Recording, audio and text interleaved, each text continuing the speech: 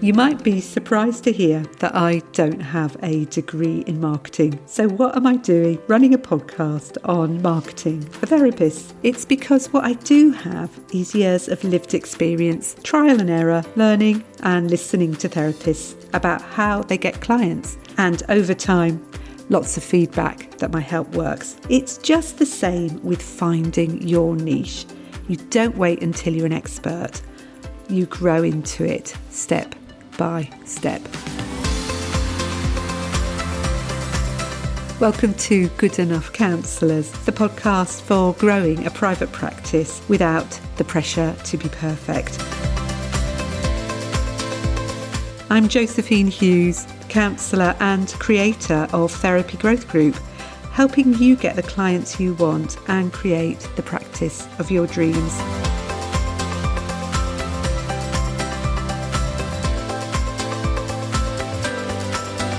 And in today's episode, I'm responding to a post in the Good Enough Counsellors community. Now, the counsellor said something that I think will resonate with a lot of you. They were aware that they needed to do more marketing, but they weren't quite sure on what to specialise in. They were experiencing imposter syndrome because they said, I haven't got the knowledge and the expertise to say that I can specialise in a particular area. And I think this is probably true of a lot of you, especially if you're just starting out in private practice. You're probably telling yourself, I don't have that expertise. It takes years to build it up. I'm just starting out, so I can't possibly say that I have a particular niche. And I do get that. And that's why I'm doing this particular episode this week, to try and help you tackle this idea of I'm only just starting out. I don't specialise in anything in particular. So how can I say I've got a niche? And the reason why I really wanted to talk about this today is that having something that makes you stand out from the crowd is really helpful. But it's a big stumbling block if you think that you've got to wait before you can say you can specialise. There's thousands and thousands of therapists in private practice, and you only need to start searching for a particular issue on one of the directories to discover that it is sometimes like searching for a needle in a haystack. I've had personal experience of this myself recently. It really is difficult when you're looking for someone to help you with a particular thing to find out who can actually help you, because most people will say that they can help you. But often what you're looking for is not just someone who's ticked a box. You're actually looking for the proof that they work with that particular issue. And that means that for you as the therapist, you've got to talk about that particular thing that someone is looking for. And of course, if you try to cover everything, you're going to have a profile that is just pages long. So it really does help to focus down so that people can find you more easily. There's a famous phrase in marketing, which is, if you try to speak to everyone, you'll speak to no one. And that's often the problem we have. We don't want to narrow down. We're frightened that we haven't got the expertise that we need, and so we try to speak more generally to people. But that means if someone's looking, you're no different to anyone else. And I just want to share something that my calendar said today, because it's rather spooky that on the day I decided to speak about niching, this is what my calendar said. And it said, no one made a difference to the world by being like everyone else. I'll say that again. No one made a difference to the world by being like everyone else. But we often try and hide by sticking to what feels safe. And that is often being like everyone else. So what we're talking about today is helping you and encouraging you to feel a little bit braver about saying, yes, this is what I like to work with. So in this podcast, I really am going to dig deep into this myth around expertise and also touch a little bit on how you can identify a niche for yourself if you're not relying on already being a specialist. So let's get started and think about the idea that you have to be an expert before you can specialise. And if you think about it, who actually starts off as an expert? An expert is someone who has worked with lots of people, who has built up that knowledge, who's had exposure to all sorts of different cases so that they can recognise what's unusual, they can see how things fit in, and they're able to bring that knowledge and experience to the table.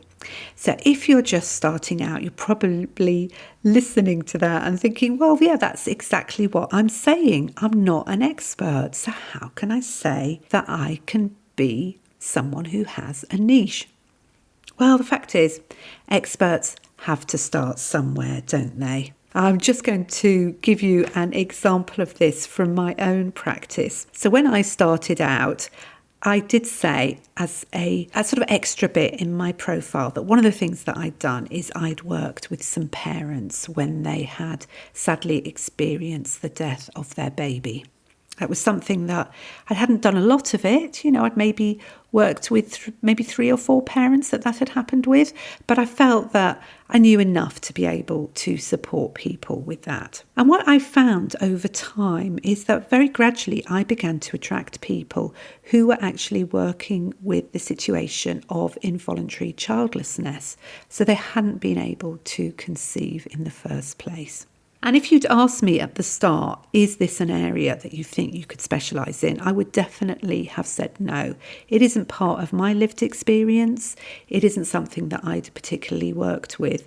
But people were seeking me out because they recognised that I understood something around grief and about loss when you're that sort of age, when you're having babies. And so very gradually, I did actually build up that knowledge.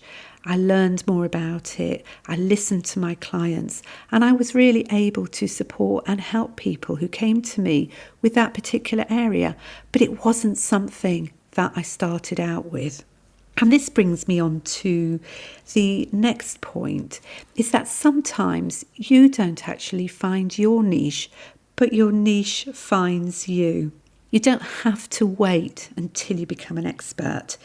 And it's through the work that you do that you actually build up that expertise. And I think we often think about, it's that old expression, we're putting the cart before the horse. And it just stops us dead. We think, well, I can't work with this because I'm not an expert. But how can we build up the expertise unless we work with it? So let's have a little think now. It might be just worth asking yourself, what kinds of clients or issues keep showing up for you? Are there themes that you find you're constantly being drawn back to, even if you don't feel like an expert yet? That might be your niche actually starting to find you.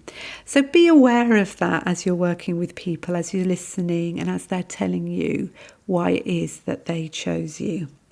And let's have a little think about, if you haven't got that expertise or specialism already, how you could actually think about a niche. And I think it's really worth thinking about, what am I interested in? What do you enjoy talking about? What do you enjoy reading about? What do you get excited about? Ask yourself what life experience you're bringing to the table. What have you already gone through as part of your journey? And remember this bit because we're going to come back to it in a little while. What personal insights have you got that can connect you to certain clients? And the other thing that might be worth asking yourself is, what types of clients did I enjoy working with on my placement? Were there any issues that I found particularly energizing? The fact is you don't need a PhD in a subject to work with it. What you do need is that interest, that curiosity, and a commitment to work with it, to do your CPD, to continue your learning. That's all you can ask of yourself really, is, am I open to learning? What can I do to follow this up so that I can really be there for my clients? And the lovely thing about having a niche is it does help you naturally focus on areas for your CPD. And it might be something that you might seek a specialist supervisor for For example, say you work with neurodivergent people, you might well find a supervisor who can really help you with understanding neurodivergent people better. And that gradually means that you become more and more skilled. So you're building up that expertise. You're not starting off as an expert, you're building it up. And remember that the earlier you start, the more cumulative your knowledge will actually be. So it's actually quite an advantage to specialise quite early on in your career. And I know people do worry about, well, if I specialise in something, does that mean that later I won't be able to change my mind? I work with people who work with one particular area and then find that they're getting more interested in another area. And all you need to do is just gradually develop it, gradually reach out to more people in that new area, and you will draw people to yourself. So it's never too late to change. Don't worry about making a mistake. A lot of what it's about is about testing it out, seeing what works, what lands with people, and does it excite you? Does it bring people to you? Just keep experimenting with it. And what I'd love just to let you know at this point is that in Therapy Growth Group in October, we're spending the month on profile writing. And as part of that, I'm going to be doing a couple of workshops all around niching, where I'll be talking with people about their niche. So you can come along to those coaching sessions. You can listen in to the conversations, but also you can also ask questions about your own niche. And it's a way of actually working with me. So that's coming up in Therapy Growth Group in October. It'd be really brilliant if you join Therapy Growth Group when you hear this podcast, because then you'll be able to attend those coaching sessions. And also I will pop into the show notes my niche selection scoring sheet, which is quite a mouthful to say. But basically what it's all about is you can think about having a niche, but it's worth just thinking, is this going to work? Are there, for example, enough people with this particular problem that I'll be able to get enough clients? And it just helps you to think your niche through, and I'll put a link to that in the show notes. One of the things that really helped me early on when I was moving more into this field of helping therapists with their marketing. I'm sure from what I've said, if you know me at all, that I tend to compare and despair. And I would look at people around me. And I can imagine that you could be doing this too. If you're just starting out or you're choosing a niche, you could easily go online and start finding people who seem to know so much more about the subject. And that's true of me in talking about marketing. There are people with marketing degrees. There are therapists with marketing degrees. And so I do get into that compare and despair. But one of the things that really helped me was acknowledging that I don't have to be the best. And there's obviously various messages that I've received in the past that in order to succeed, I've got to be top of the class. For example, I've got to be the one who's the best at doing something. And that's a complete fallacy. It isn't true at all. You don't have to be the best to be successful. And what tends to happen is that however bright and shiny other people are, there's people who you will attract because you're you. And if you take away the idea that you have to be the best, that you have to be the expert, it really is something that frees you up just to be yourself. And it also means that, you can take the pressure off yourself to say, I've got to know it all. You don't have to know it all. And let's remember that often with clients, what they really need you to do is to be able to listen to them and help them discover the answer for themselves. And I think sometimes when we get tied up in this idea of we have to be the expert, it's because we're getting caught up in you're having to solve problems for people. And counselling isn't really about that, is it? It's about facilitating people to find the answers for themselves. So that's another sort of nail in the coffin of I have to be an expert to have a niche. And I talked about your lived experience and said I would be coming back to that. I think often we think to ourselves that we aren't good enough because we're not the best, because we haven't got a master's degree in whatever it is that we're offering people. And there's this constant thought that we've got to be better than we are. But the fact is that if you've already got lived experience, or even you've been through your counselling degree, you are already several steps ahead of anybody who comes to you for help. We so constantly think that we've got to be better than we are. But for some people, who we are is already enough.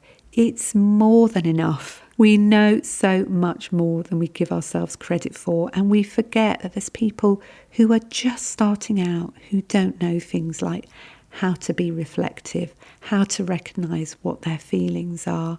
And that's something that you've learned about, that you've practiced, that you've journaled on, that you've really worked on over the past years during your training and subsequent career. So don't tell yourself that you're not good enough. Tell yourself that you are enough for the people who come to you. So in thinking about your niche, let's reflect on what areas feel interesting or energising or meaningful to you. Remember that it's very normal to feel that you're just an ordinary person without any expertise. But how can you build expertise up unless you start? And remember that you already are more than enough for very many of the clients who will be seeking you out. It's much more important to get started than it is to wait until you're perfect. You don't need to be an expert to have a niche. You grow into it by choosing it. And remember, if you're feeling stuck with your niche, I've got resources to help you inside Therapy Growth Group. I've got those niching coaching calls coming up in October, and you'd be very welcome to join me and take part in the Make Your Profile Work Week, which is coming up in early November. And do take a look at the show notes to download the niche selection tool, because that might well reassure you that you're on the right path. Thanks so much for listening, and I look forward to speaking again next week. Thanks for listening. Do come and join my Facebook community, Good Enough Counsellors. And for more information about how I can help you develop your private practice, please visit my website, josephinehughes.com. If you found this episode helpful, I'd love it if you could share it with a fellow therapist or leave a review on your podcast app. And in closing, I'd love to remind you that every single step you make gets you closer to your dream. I really believe you can do it.